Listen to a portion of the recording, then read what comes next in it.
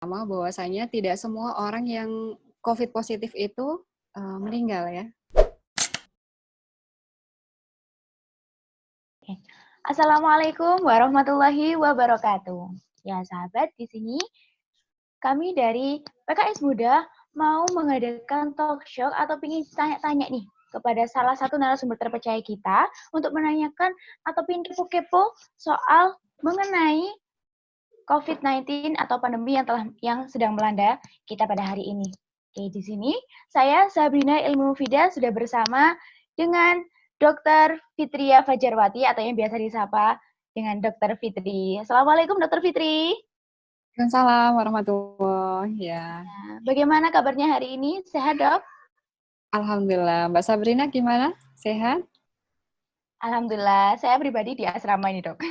Jadi masih belum bisa keluar kemana-mana. Isolasi Iya. nih. Untuk hari ini, iya, jadi masih diisolasi saya, dipingit, tapi nggak nikah-nikah. Oke, dokter, hari ini ada kabar mengenai pasien yang sedang positif atau sudah ada itu, Dok? Apa gejala-gejala mengenai COVID-19 ini, Dok? Dokter sendiri apakah sudah pernah mengenangani secara langsung atau kebetulan hari ini sedang mengenangani pasien yang mungkin sedang terkena gitu, dokter? Alhamdulillah kalau untuk saat ini, alhamdulillah ya, semoga aja nggak ketemu. Untuk pasien yang konfirmasi positif sementara belum pernah ya, belum pernah menangani dan juga alhamdulillah belum. Semoga tidak ketemu dan tidak menangani. Tapi untuk kasus ODP ya, terutama di Malang ini kan kita termasuk zona merah, transmisi lokal. Jadi transmisi lokal itu apa sih? Transmisi lokal itu artinya orang nggak perlu bepergian ke luar negeri, kemudian dia terpapar positif COVID. Nah, itu ditularkan tidak dari luar negeri. Nah, itu namanya transmisi lokal. Nah, di Malang sendiri, kalau kita ketemu kasus panas, atau nyeri telan, atau panas, atau batuk pilek, panas batuk pilek, atau riwayat panas dan dia saat ini batuk pilek itu udah masuk kriteria ODP. Nah, orang dalam pemantauan. Nah, ini yang harus kita pahami bersama supaya kalau ketemu orang ODP tidak seperti tidak takut dalam artian seperti ada stigma negatif ya, bahwasanya orang yang terkena ODP itu harus dijauhi, harus ini ya harus jauh seperti saat ini ya. Jadi kalau di Malang ada panas saja, ada batuk pilek, nah itu dia masuk kriteria ODP karena kita termasuk zona merah itu tadi gitu. Kalau ODP ya tentu tiap hari banyak ya orang batuk pilek panas ya. Kalau dulu batuk pilek panas ya biasa, cuman mungkin karena sekarang karena sekarang marak virus COVID ya, jadi ODP dia masuknya. Baik, ya, dokter ya. Oke, teman-teman, kita sejenak mengintip mengenai profil dari Dokter Fitri. Ya, Dokter Fitri lahir di Gresik tanggal 2 Juni 1985 dengan nama lengkap belum dokter ya pada saat itu ya, Dok ya. Fitria Fajarwati, yang satu saat ini sudah menikah, nama suami Dr. Handes Puguh Wiji Pamungkas, yang alhamdulillah sudah memiliki putra dan putri. Yang pertama, Sayaf Azam, sekarang usia 8 tahun, kemudian anak keduanya Fatia Mumtaz, 7 tahun, dan yang terakhir Mutia Mumtazah, usia 2 tahun. Amanah atau aktivitas saat ini, Dr. Fitri sedang mengemban amanah menjadi seorang Direktur Utama RSU Wajah Husada, kemudian menjadi Komisaris PT Mumtaz Medika Malang, kemudian menjadi Direktur dari PT Azam Berkah Medika, dan juga owner dari Apotek Wajah Group. Nah, seperti itu ya, dokter ya, Barakallah. Semoga selalu diberikan kelancaran, juga diberi keberkahan. Oke, dokter, kita masuk ke kuesioner dari teman-teman ya, dokter ya. Ini karena memang pandemi ini sudah tergolong sangat lama, saya pribadi sudah sangat kangen sekali, dokter, pengen keluar rumah, pengen melakukan aktivitas kesana kemari, bertemu dengan teman-teman gitu, dok. Sampai hal yang sepenting UN saja dihapus. Saya saja lulusnya ini jalur virus loh, dok, ini, dok. Ya Allah, ini saya nggak tahu harus senang atau harus sedih nih, dok, sebetulnya. Iya, jujur, dok. Ya sedih sih sebetulnya, walaupun ya agak kaget gitu ya. UN dihapus. Karena kan mengingat tahun-tahun kemarin selalu ada aja gosip UN dihapus, tapi ternyata enggak. Ternyata sekarang kejadian beneran. Tapi nggak boleh keluar kemana-mana ya, sedih gitu. Oke, dokter. Saya mau masuk ke kuesioner yang pertama ya dokter ya. Ini mengenai soal kelangkaan beberapa bahan yang diklaim dapat menghindarkan kita dari virus corona ini dok.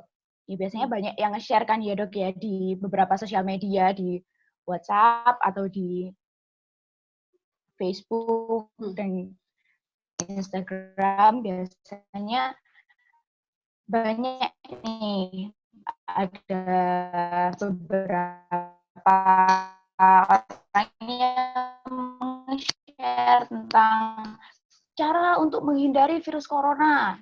Ada yang pakai masker, kemudian pakai hand sanitizer, kemudian banyak juga orang yang jual-jual produk. Akhirnya barang itu jadi langka dok ya. Nah, kalau misalnya saya pribadi sih mau tanya, emangnya seberapa efektif apa sih bahan-bahan Yang menjadi keprihatinan kita kan apa yang biasa dilihat, kemudian di-share, kemudian viral, diikuti, dan akhirnya langka di pasaran. Nah, itu sebenarnya saat ini yang terjadi di hand sanitizer, alkohol, handscoon, maupun masker ya. Nah, teman-teman semuanya sebenarnya yang bisa kita pahami bersama jika kita mengenal virus ini dengan baik ya, tentu kita akan menjadi orang yang waspada tetapi tidak panik. Tidak panik dalam artian apa? Jadi kita yang pertama adalah memahami karakteristik si virus COVID-19 ini. Jadi virus ini memang dia kelebihan dalam tanda kutip dia memang gampang sekali menyebarnya. Tapi dia juga yang harus kita ketahui adalah dia memiliki kelemahan. Kelemahan yang pertama adalah dia tidak tahan terhadap panas ya. Jadi kalau misalkan dalam rumah kita sirkulasi terjaga, kemudian kelembapannya terjaga, kemudian udara masuk, kemudian ada matahari masuk, itu juga sudah sangat membantu dalam menurunkan penyebaran virus ini. Kemudian yang kedua adalah bahwasanya virus ini dia memiliki selaput lemak ya. Nah, itulah mengapa ketika kita disarankan untuk memakai cuci tangan yang benar, memakai sabun dengan 6 langkah cuci tangan, minimal 40 sampai 60 detik ya untuk cuci tangan, dan sekitar 20 sampai 40 detik untuk hand sanitizer, itu sudah sangat membantu untuk menghilangkan si virus ini. Karena tentu saja karena dia di lingkupi atau dilindungi si virus ini dari selaput lemak, maka dengan zat-zat yang peluruh lemak itu tentu akan mematikan si virus itu. Jadi untuk masyarakat dan teman-teman semuanya, mungkin kami dari para medis yang ingin menyarankan bahwasanya sebenarnya hanya dengan cukup cuci tangan yang benar, ya, kemudian jaga jarak, kemudian menjaga daya tahan tubuh yang baik, istirahat yang cukup, itu sudah sangat membantu. Jadi tidak perlu kita berbondong-bondong panik gitu untuk ya dok ya? panik membeli alkohol dan lain sebagainya, sehingga langka di pasaran yang itu sangat menyulitkan penanganan virus COVID saat ini bagi tenaga medis di rumah sakit. Iya benar-benar. Jadi seperti itu ya. Jadi yang pertama dia nggak tahan panas, yang kedua dia larut. Jadi kalau kita pakai sabun dia meninggal, gitu ya. Dan pakai hand sanitizer. Gitu. Nah, terus ini kita masuk ke kuesioner yang kedua dok. Nah tadi kan kita sudah membahas tentang kelangkaan beberapa bahan ya. Nah kemudian seumpama nih dok, kalau misalnya memang di pasar memang benar-benar udah langka, kita tuh kayak saking kreatifnya kita gitu ya sebagai anak Indonesia, kita tuh buat hand sanitizer sendiri gitu dok. Hand sanitizer DIY gitulah ya. Juga ada yang terbuat dari daun sirih kayak gitu-gitu dok. Terus kemudian ada yang buat masker sendiri pakai kain gitu dok. Nah, kalau misalnya kita seumpama memiliki inisiatif untuk membuat hand sanitizer dan juga masker sendiri dok, kira-kira seberapa efektifnya barang-barang yang kita buat itu untuk mencegah virus ini dok? Kira-kira seefektif kita beli nggak? Kalau untuk hand sanitizer sendiri, mungkin selama ini ya sudah banyak share-sharean di medsos tentang oplos, mencampur alkohol dan lain sebagainya. Memang harus ada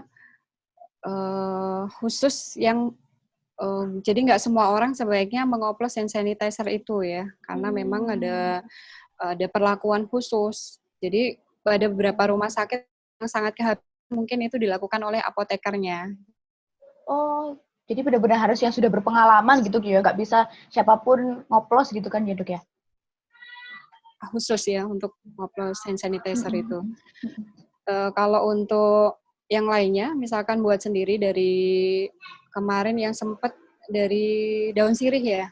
Daun sirih kalau sudah penelitian itu sih sebagian dia masih belum dibakukan ya, artinya masih belum masuk kepada uji klinisnya. Jadi memang kalau misalkan kita di rumah cukup dengan cuci tangan yang benar, itu insya Allah sebenarnya sudah cukup membantu untuk menghilangkan si virus ini. Gitu. Jadi tidak perlu berlomba-lomba untuk membeli hand sanitizer sebanyak-banyaknya.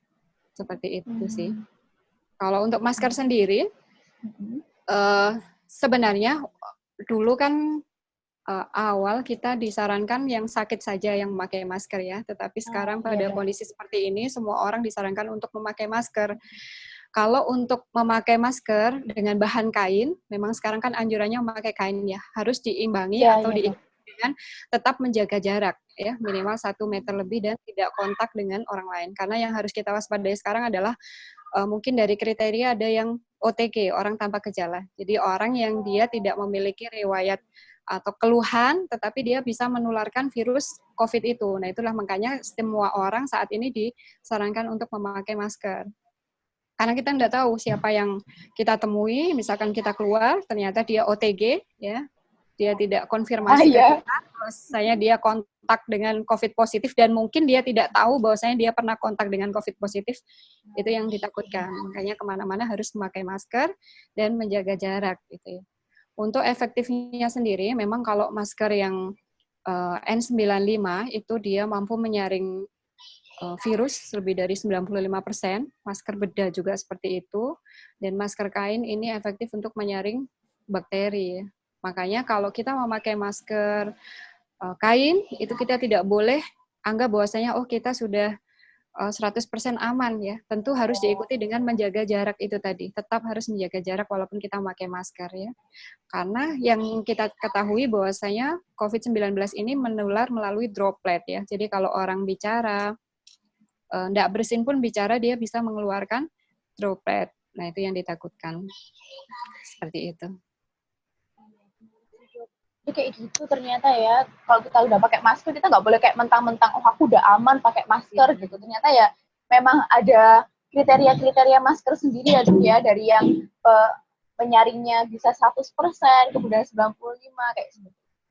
Jadi gitu teman-teman, kita nggak bisa kayak merasa sudah terlindungi gitu ya, mentang-mentang kita udah pakai masker buat sendiri, aku kreatif, aku udah buat masker sendiri, pasti udah terlindungi lah ini. Ternyata memang harus diimbangi dengan cuci tangan dan juga menjaga jarak ya, Dokter ya. Menjaga jarak.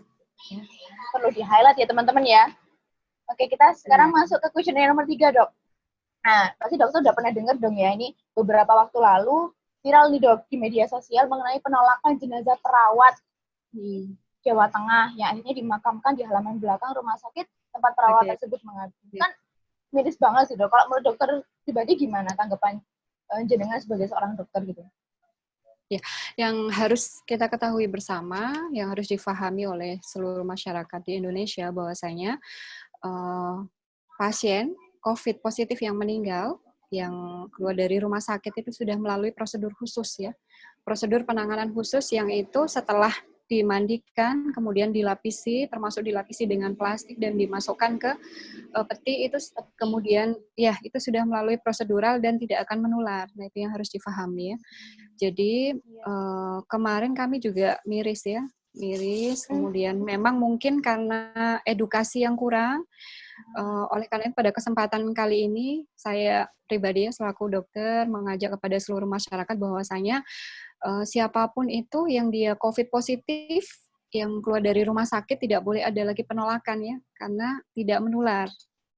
Tidak menular karena sudah melalui prosedur khusus ya. Dan kalau kecuali dibuka ya. Kalau sudah keluar dari rumah sakit, artinya sudah ditutup dan melalui prosedur, jadi tidak akan menular seperti itu.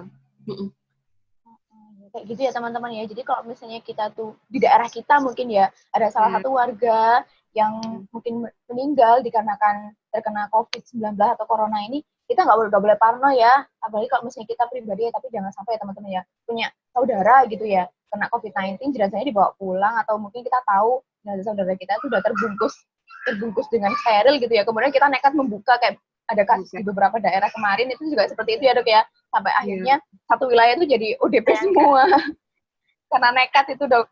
Itu, ya Allah, itu sangat disayangkan sekali gitu loh. Yeah. Padahal kan secara syariat insya Allah sudah memenuhi ya dok ya, karena kita juga masuk ke dalam kategori darurat juga gitu loh. Yeah. Jadi insya Dan Allah di rumah sakit biasanya sudah disolatkan ya. Oh iya. Kemudian kita masuk ke kuesioner nomor 4. Nah, ada nggak sih tips-tips yang bisa kita lakukan untuk menjaga sistem imunitas kita agar kita tuh bisa lebih terhindar dari virus corona ini dok? Kalau tipsnya, sebenarnya yang harus kita ketahui bersama bahwasanya tidak semua orang yang COVID positif itu meninggal ya.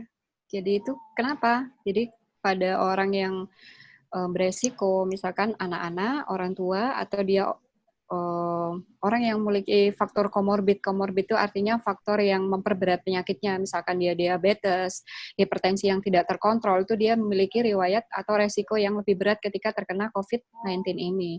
Jadi teman-teman semuanya, kalau kita memahami seperti itu, kita bisa menjaga diri kita. Bahwasanya memang kalau kita tidak ingin terkena COVID-19 ini, yang pertama tentu menjaga daya tahan tubuh kita dengan cara apa?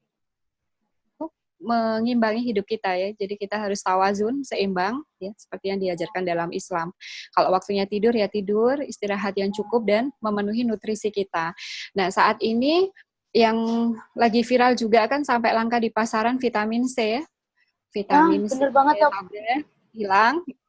Jadi kesulitan di mana-mana. Jadi vitamin C, memang vitamin C tubuh manusia itu kalau dari angka kecukupan gizi dewasa kan sekitar 9 itu ya. Jadi kalau misalkan kita mengkonsumsi vitamin C dalam dosis tinggi memang tidak diserap sepenuhnya, tetapi dia salah satunya ada tersimpan dan menjadi antioksidan. Jadi kalau misalkan tidak ada vitamin C, itu bisa kita konsumsi buah-buahan mencukupi kebutuhan nutrisi itu. Jadi istirahat yang cukup, kemudian makan buah-buahan yang bergizi, olahraga, dan jangan lupa selalu menjaga pola hidup sehat. Kembali lagi yang tadi ya, jadi mencuci tangan, pakai masker, menjaga jarak. Itu yang utama ya dalam pencegahan COVID saat ini. Seperti itu. Gitu ya teman-teman ya. Jadi jangan mentang-mentang sekolah libur gitu, akhirnya malam-malamnya kita nonton iflik. Nggak tawazun berarti ya dok ya, berarti nggak seimbang kita ya dok ya. Kayak gitu. Jadi ya, kalau misalkan highlight juga ada ini. Memang sistem kekebalan tubuh itu yang dihasilkan pada saat kita tidur di malam hari. Makanya kalau orang malamnya kurang tidur itu biasanya daya tahan tubuhnya menurun. Gitu ya. Ini hati-hati ya teman-teman ya. Jadi kalau buat kalian yang mungkin hobinya begadang nih ya, udah tahu di luar sekarang itu ada pandemi corona gitu ya. Yang mentang-mentang di rumah, karena harinya nggak tidur. Karena tidur itu ternyata juga bisa menambah ini ya dok ya, imunitas kita menjadi lebih kuat gitu. Betul. Kita sekarang masuk ke kuesioner nomor 5. Nah, kalau menurut dokter pribadi, kira-kira kapan sih dok pandemi ini bisa berakhir gitu? Dok, saya tuh bener-bener kangen gitu sama teman-teman saya, juga teman-teman di rumah pasti yang nonton juga udah kangen banget nih, apalagi kita mau mendekati puasa nih dok ya, kan nggak akbal gitu, nggak ada bukur-bukur manja, itu kan gimana gitu, reuni juga nggak ada, yang awalnya cuma jadi wacana sekarang malah tiada gitu kan, rasanya rindu gitu kita, sampai kita dengar juga ada itu taraweh disarankan untuk dilakukan secara berjamaah. Kira-kira itu kapan sih dok ini berakhirnya dok? Untuk kapan berakhirnya itu tergantung kedisiplinan kita ya, seluruh masyarakat Indonesia dalam melakukan itu tadi di rumah aja ya, social distancing, jadi physical distancing. Jadi kalau makin kita disiplin melakukan hal itu, kemudian makin disiplin kita melakukan arahan-arahan yang sudah disampaikan oleh dokter, pemerintah, itu insya Allah virus COVID-19 ini akan segera berakhir. Dan yang menjadi masalah ini adalah ketika orang-orang itu masih sering suka berkumpul-kumpul, ya. Itu dia meningkatkan penyebaran virus COVID-19 ini. Ini untuk kuesioner nomor 6 ya dokter ya. Akankah PSBB atau pembatasan sosial berskala besar terjadi di Malang, diberlakukan di daerah Malang dok? Karena kan di beberapa daerah di luar Jawa Timur ada yang sudah memberlakukan ini PSBB atau pembatasan sosial berskala besar. Apakah di daerah Malang juga akan bernasib sama dok kira-kira? Mengingat Malang kemarin kan juga dapat status merah ya. Apakah kira-kira nanti diberlakukan hal yang sama dokter? Ya. Saya pikir itu tergantung dari kita semua ya. Jadi kesadaran masyarakat kalau semuanya bisa melaksanakan arahan-arahan dengan baik, jadi tetap tinggal di rumah, kemudian melakukan cuci tangan setiap selesai aktivitas, dan seterusnya, kemudian memakai masker, insya Allah akan menurunkan angka positif COVID ya. Jadi kalau misalkan setiap harinya angka positifnya menurun, PDP menurun, PDP positifnya juga menurun, ya insya Allah mungkin nggak sampai diberlakukan PSBB seperti di tempat lain. Kan harapan kita seperti itu, harapan kita semuanya. Ya, semoga aja tidak sampai diberlakukan ya, dengan catatan bahwasanya kita semua disiplin melaksanakan semua yang diarahkan oleh dokter seperti itu. Iya. Nah gitu nih teman-teman. Jadi nanti mau diberlakukan PSBB atau enggak itu tergantung kita sendiri ya Dok ya. Mau selesainya kapan, mau PSBB akan diberlakukan di daerah Malang atau tidak, itu semua itu kembali kepada kita ya teman-teman. Kita mau disiplin nggak? Kalau misalnya kita disiplin ya insya Allah semuanya nanti akan lancar dan juga selesai. Tapi kalau misalnya enggak ya, naudzubillah ya Dok ya. Semoga aja enggak sampai diberlakukan PSBB seperti itu. Iya, dan kalaupun diberlakukan, ya tentu kita semua harus mendukung ya, karena itu bagian dari upaya pemerintah dalam rangka memutus mata rantai COVID-19 ini. Jadi kalaupun diberlakukan, tentu ada kebijakan atau pertimbangan banyak dari pemerintah, kenapa sampai diberlakukan PSBB tersebut. Tentu banyak pertimbangannya. Iya, ini pasti pemerintah pasti mintanya yang terbaik lah ya teman-teman ya buat kita. Iya, jadi betul. Ya mau nggak mau, kita tuh juga nggak memikirkan diri kita sendiri, tapi ya orang lain itu biar bisa selamat dan juga aman kayak gitu. Oke, kita masuk ke questionnaire nomor 7. Nah, Dok, sebentar lagi kan ini Ramadan ya, Dok ya. Sama kita puasa nih, Dok. Kita kan udah ada pandemik kayak gini, terus kemudian kita ditambah lagi dengan puasa gitu, Dok ya. Ini kan kayak ujiannya kayak double gitu, Dok, rasanya. Nah, ini gimana sih, Dok, caranya biar kita tuh tetap fit, tetap sehat, dan tetap bisa merasakan berkah Ramadan gitu ketika di tengah pandemi seperti ini. Ini khususnya juga bisa menghindari kita dari virus corona juga ya. Padahal kan kita di sini juga lagi puasa. Jadi kan asupan nutrisi juga mungkin agak berkurang gitu. Dok, gimana sih biar kita tuh tetap fit gitu dan tetap terhindar dari virus COVID ini? Iya, yang pertama mungkin yang harus dilihat adalah kita melihat dari sudut pandang yang positif ya. Jadi kalau kita berpikiran positif, insya Allah itu akan meningkatkan daya tahan tubuh kita, meningkatkan imunitas kita. Jadi di masa COVID-19 ini kan bertepatan dengan Ramadan ya, dan kita tahu bersama bahwasanya saat ini kita masih disarankan untuk tetap di rumah. Sebenarnya itu menjadi nilai plus tersendiri bagi kita. Jadi kalau kita tidak banyak beraktivitas di luar, tentu tidak akan banyak energi yang tersisa. Jadi kalau tidak banyak energi yang tersita, tentu juga di rumah bisa kita gunakan untuk aktivitas yang lain, misalkan meningkatkan ibadah kita, tilawah kita, memperbanyak zikir kita, seperti itu. Kemudian yang kedua, mungkin jangan lupa untuk menjaga nutrisi ya. Jadi di rumah bukan berarti kita bisa berleha-leha, jadi kita harus tetap berolahraga. Jadi jangan sampai kita di rumah kemudian memakan makanan yang sembarangan, junk food, ya, snack dan lain sebagainya, memperbanyak gula, asupan gula ke dalam tubuh yang tentu itu menurunkan kesehatan kita. Jadi jangan lupa yang pertama meningkatkan daya tahan tubuh dengan menjaga asupan nutrisi, olahraga, kemudian menjaga jarak, batasi keluar rumah kecuali untuk aktivitas yang sangat mendesak, dan jangan lupa untuk menyemprot desinfektan di rumah secara berkala. Dan ketika kita keluar untuk aktivitas yang sangat mendesak, ketika pulang jangan lupa untuk mengganti baju segera.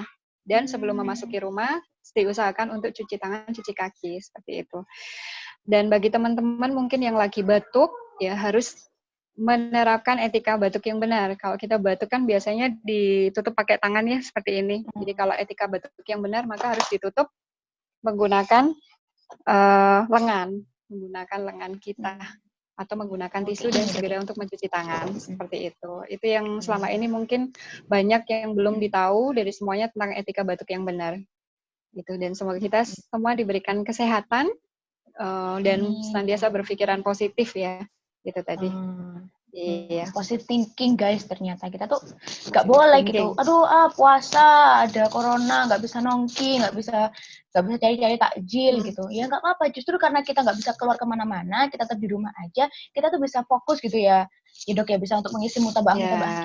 Hemat energi. Iya, hemat energi. Jadi kita tuh gak gampang haus gitu. Gak gampang capek Betul. juga. Iya. Gitu. Oke dok, ini kuesioner terakhir dari saya nih dok ya. Ini nih yang terakhir, bagaimana nih dok caranya kita nih ya sebagai seorang pemuda, kita di BGLB dok ya, untuk andil memutus mata rantai penyebaran virus COVID-19. Untuk kita para pemuda-pemuda nih, sih cara kita andil untuk mencegah hal ini gitu. Ya, tentu saja kalau pemuda itu kan biasanya anak-anak muda sekarang kan nggak ada yang nggak punya medsos ya. Jadi ketika bermedsos, maka bermedsoslah dengan bijak, share info yang positif dan hindari men-share info-info yang hoax ya. Jadi tentang tips, tentang bagaimana kita mengingatkan teman-teman kita untuk melakukan physical distancing, kemudian men-share tentang pencegahan COVID, dan insya Allah ketika lini masa kita semua dipenuhi dengan hal-hal yang positif, dengan hal-hal yang berbau untuk pencegahan COVID-19. Ketika kita melihat medsos pagi yang di-share tentang pencegahan, siang ada yang nge-share pencegahan, sore yang nge-share pencegahan, tentu insya Allah akan berada di alam bawah sadar kita ya. Gitu. Karena susah ternyata kalau misalkan menerapkan cara cuci tangan yang benar, nah itu kalau kita hafalkan nggak di bawah alam bawah sadar itu tentu susah ya, agak susah. Jadi harus diulang berkali-kali. Seperti harus itu. ada Yang praktek kedua, ya dok ya berarti ya dok ya. Benar. Yang kedua adalah lakukan hal-hal yang positif. Jadi jangan keluar ketika tidak ada hal yang sangat perlu, sangat urgent seperti itu. Jadi tetap di rumah saja, lakukan hal-hal yang positif. Dan jangan lupa mengingatkan orang-orang di sekitar kita untuk melakukan hal-hal yang menjadi pencegahan COVID-19 seperti yang disampaikan tadi. Benar banget. Jadi kita bukbernya di stop dulu ya. Kita nongkinya di stop dulu ya guys ya. Untuk mau beli-beli takjil, kita buat sendiri dulu aja. Karena membuat sendiri itu dijamin sehat, dijamin keamanannya dok ya. No pewarna, no pengawet, kayak gitu teman-teman. Dan bisa mengasah skill masak kita juga. Jadi nggak apa-apa tuh beli ya dok ya.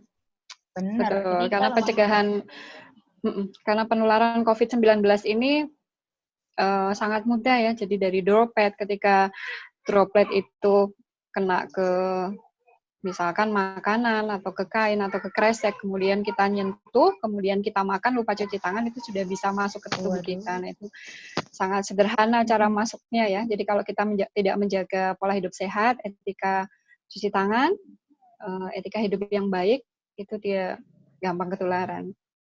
Dan ketika kita makin sering keluar, tentu makin besar resiko kita untuk terpapar COVID-19 ya, karena seperti tadi itu kita tidak tahu orang yang kita temui di jalan, di minimarket itu dia OTG, orang tanpa gejala. Nah, itu kan kita tidak tahu riwayat risiko seseorang. Seperti itu. Ya, kayak gitu guys ya. Jadi benar-benar harus hati-hati gitulah. Nah, ini dok ada pertanyaan tambahan nih dari teman-teman. Ini mengenai orang yang udah terkena ada ini COVID-19 ini kan nggak masuk ke BPJS ya dok ya. Nah jadi ini gimana sih buat mereka-mereka yang mungkin memiliki status ekonomi yang menengah ke bawah, itu kan mereka pasti akan merasa kesulitan banget gitu. Menurut dokter gimana? Ya.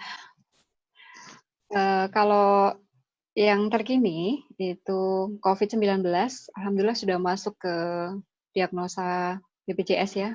Jadi kalau bagi yang punya BPJS ya, ke fase 1 bisa ke klinik atau ke puskesmas, kemudian itu bisa di-cover oleh BPJS dengan menggunakan BPJS. Dan kalaupun butuh rujukan ke rumah sakit, itu sudah masuk di diagnosa yang bisa diklik dan akan keluar di surat pengantarnya, itu bisa COVID-19 sudah ada. Kalaupun dulu sebelum ada itu sudah ada regulasi bahwa bisa dirujuk dengan diagnosa pneumonia. Jadi maksudnya ke pneumonia. Iya, pneumonia. Jadi memang ya dari BPJS-nya dulu sudah memberikan arahan seperti itu. Dan karena ini pandemi sebenarnya untuk yang dirawat di rumah sakit itu bisa mengklaimkan, jadi bisa dibayar oleh pemerintah. Seperti itu. Jadi tidak perlu takut kalau ada keluhan, harus segera kontrol, harus segera konsultasi ke dokter ya. Karena makin ini kita untuk konsultasi, kontrol ke dokter, insya Allah angka sembuhnya akan makin tinggi. Seperti itu. Nah kayak gitu nih teman-teman. Jadi buat teman-teman yang mungkin ada saudara atau mungkin kerabat yang mungkin sudah terkena ini kayak indikasi nih. Ini harus segera dikonsultasikan ya dok ya, harus segera diperiksakan karena tidak perlu risau lagi karena ini COVID-19 sudah masuk ke layanan BPJS seperti itu. Oh ya dok, ini aku juga kepo banget sebetulnya dok. Kira-kira berapa sih biaya untuk tes COVID sendiri dok? Apakah sudah ditanggung BPJS juga? Ya, kalau untuk PCR yang untuk uji swab itu dia gratis, tapi ada alurnya. Oh gitu. Di Malang ini. Iya. Kalau untuk tes biasanya variatif ya, berkisar banyak sih antara 250, 300, ada yang paketan itu biasanya banyak ininya. Dan kalaupun kita nggak boleh terburu-buru senang ya, karena kalau tes rapid test itu kalau negatif pada yang pertama itu belum tentu negatif pada hasil yang kedua. Seperti itu. Jadi memang gold standarnya atau standar untuk diagnosa COVID-19 ini tentu memakai uji swab itu, pakai PCR. Oh, jadi emang harus bertahap ya dok ya, nggak bisa sekali lolos. Oh ya udah gitu, aku berarti negatif dong, aku aman gitu. Jadi emang benar-benar harus satu paket di teman-teman. Betul. Ya, benar-benar harus sabar gitu loh dalam menjalani tes COVID ini. Emang nggak ada pilihan sih dok ya, selain sehat ya dok ya. Emang saat itu mahal teman-teman. Iya, dan yang bisa dilakukan bisa dilakukan teman-teman semuanya, masyarakat dalam membantu untuk menurunkan angka COVID-19 ini adalah tetap di rumah. Tetap di rumah supaya kita yang menangani di fase ke-1 di rumah sakit maupun di klinik ini bisa tidak was-was lagi ya, karena juga saat ini kita semua jadi meriksa pasien apapun menggunakan APD, alat pelindung diri yang notabene ini kurang nyaman untuk dipakai gitu. Seperti itu. Jadi stay at home, tetap di rumah. Iya. Saya kalau ngelihat para medis yang pakai APD sebegitu lengkapnya itu, saya tuh bayangin gitu loh, gimana coba rasanya mereka itu dibungkus pakai plastik, pakai kain lagi, plastik lagi, udah kayak lontong dok, tapi pakai plastik. Kasihan gitu saya tuh ngeliatnya, ya Allah. Ya Allah. Iya. Jauhkanlah kami. Amin. Semoga mereka selalu dalam lindungannya Allah. Semoga para medis di luar sana bisa diberikan ketegaran, diberikan kelancaran, dan semoga selalu dilindungi sama Allah. Kayak gitu sih dok. Amin ya. Itu sudah sangat-sangat berterima kasih lah kalau nggak ada mereka, kalau nggak ada dokter-dokter kayak jenengan itu, apalah daya kami gitu dok. Iya. Dan katanya. Boleh. Gimana mas? Oke, jadi gini dok. Sebentar. Oke.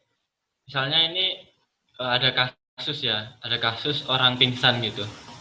Orang pingsan. Misalnya di tempat umum lah atau di mana tempat perkumpulan gitu.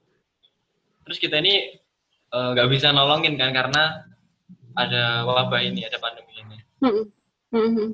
Jadi harus menunggu pihak medis untuk datang begitu kan. Misalnya nggak ada yang berani nolong, terus karena kelamaan dianya meninggal dan setelah didiagnosa ternyata bukan karena apa-apa, karena asmanya kambuh, mungkin seperti itu. Asma kambuh ya. Bagaimana sih caranya menghadapi situasi seperti itu gitu? Apakah menunggu tenaga medis atau kita bertindak langsung atau bagaimana? Ya, dengan 1000 aja ya. Jadi diare juga bisa punya reseptor yang bisa dimasukin oleh virus ini. Jadi kalau misalkan menemui seseorang yang tidak kita kenal di jalan, misalkan pingsan, maka sebenarnya arahan himbauan dari pemerintah kan kita tetap di rumah ya, tapi kalau misalkan keluar, maka jangan lupa membawa 1 masker cadangan. Yang kedua, kalau bisa membawa handscoon. Kemudian yang ketiga adalah mencatat nomor-nomor penting, nomor-nomor rumah sakit yang terdekat atau nomor di kantor polisi.